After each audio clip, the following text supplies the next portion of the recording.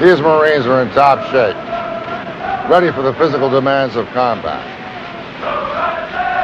Physical conditioning like this, along with realistic training, prepares Marines to fight and win on the battlefield.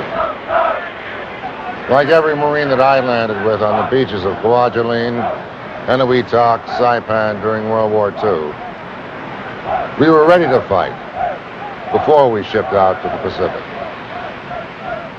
Everything a Marine does in peacetime prepares him emotionally and physically to be victorious on the battlefield.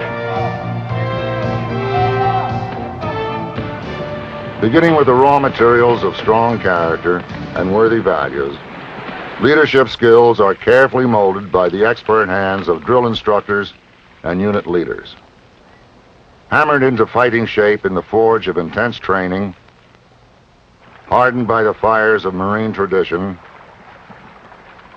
galvanized by self-discipline, pride, and patriotism.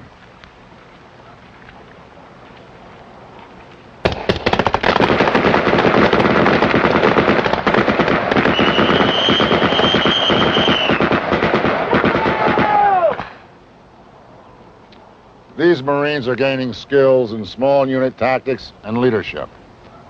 They are fortunate to be learning such skills from a combat veteran who saw them work in Vietnam.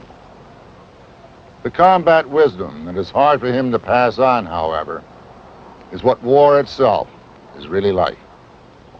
It takes the actual living and the intense and awesome reality of war to appreciate the thoughts, the hopes, the fears that run riot in the minds of men in combat. And eliminate them with the maximum firepower that's available to you. It begins with the waiting. Waiting to go in. Waiting to take off. To move out. To move up. Waiting to go into what one Marine combat veteran calls the savage, brutal, exhausting, and dirty business of war.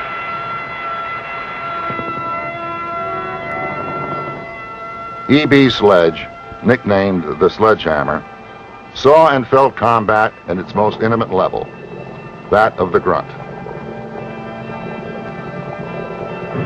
Sledge remembers his first campaign, voicing the thoughts, the feelings of every Marine before his first attack. Would I ever see my family again? Would I do my duty or be a coward? Could I kill? I never experienced any more agonizing suspense than the excruciating torture of those moments before we received the signal to begin the assault. I broke out in a cold sweat as the tension mounted with the intensity of the bombardment. My stomach was tied in knots. I had a lump in my throat, swallowed with great difficulty. I felt nauseated and feared that my bladder would empty itself and reveal me to be the coward I was. Fear, a reality of war. Fear of the always present danger of being killed or wounded, anticipation of the unexpected, apprehension that one may not measure up as a Marine under fire, or letting a brother Marine down. Fear grips all men going into combat to some degree or another. But fear does not mean the lack of courage. Courage means overcoming fear and doing one's duty in the presence of danger, not being unafraid. Confidence in their previous training, their leadership, their fellow Marines, and themselves is enough to overcome most fears. When the orders came, the Marines around them moved as every Marine is trained and committed to, against the enemy. The end of a patrol, a battle, a campaign. You can see in the eyes of each survivor the price he's paid.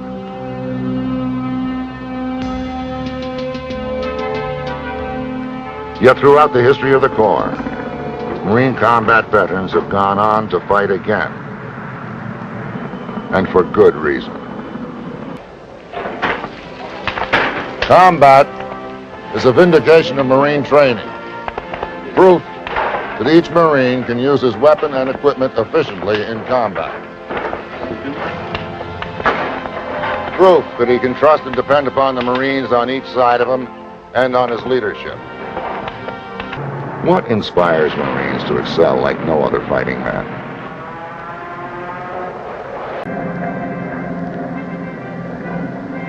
There is something special about Marine esprit de corps that can be sensed right away.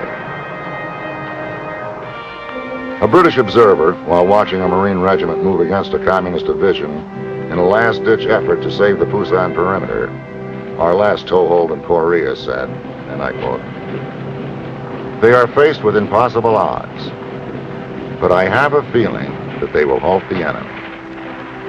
I realize my expression of hope is unsound, but these Marines have a swagger, snap, confidence, and hardness that is so apparent." Upon this line of reasoning, I cling to the hope of victory.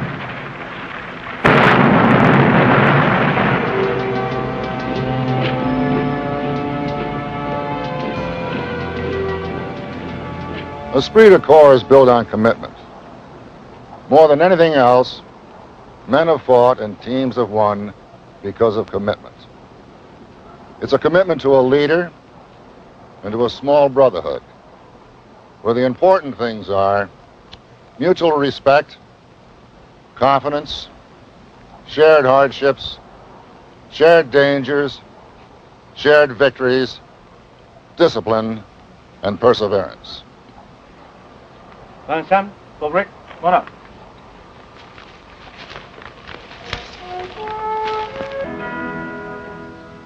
For his comrades who struggled, bled, and died, and eventually won on Peleliu in Okinawa, E.B. Sledge wrote in his book, and I quote,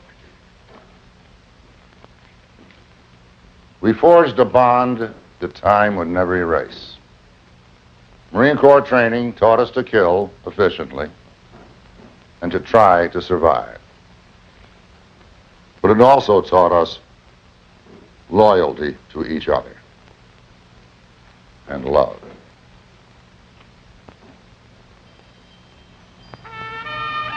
The legendary chesty puller loved by his men, not only because he accomplished the mission, but also because he took care of them.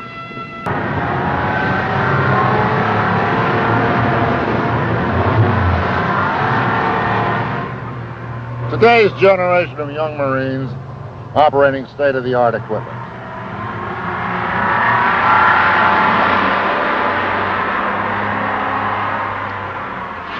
Do the concepts of discipline, unit identity, tradition, esprit de corps, teamwork, mission accomplishment have a different meaning to these Marines than they did to us 40 years ago? Is a different approach to leadership needed to inspire these conditions?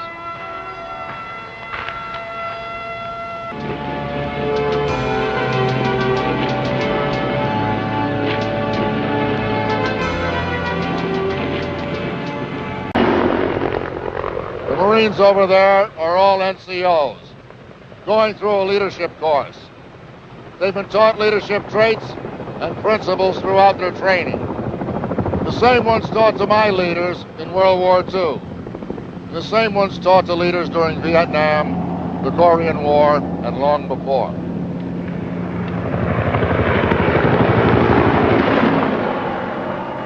Those leadership principles and traits have withstood the test of time, and the foremost test, the battlefield.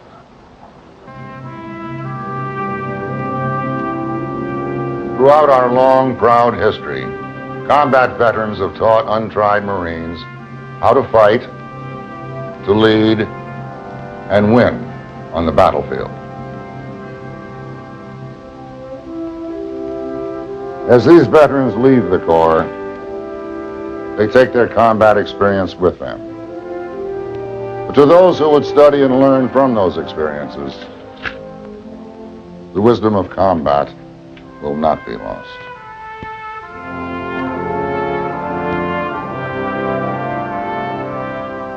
In these Marines stands the Corps' future combat leadership. Before reaching this day, this place of honor, they were no different than any other young American men. But they have been hammered into form in a different forge, hardened by a different fire,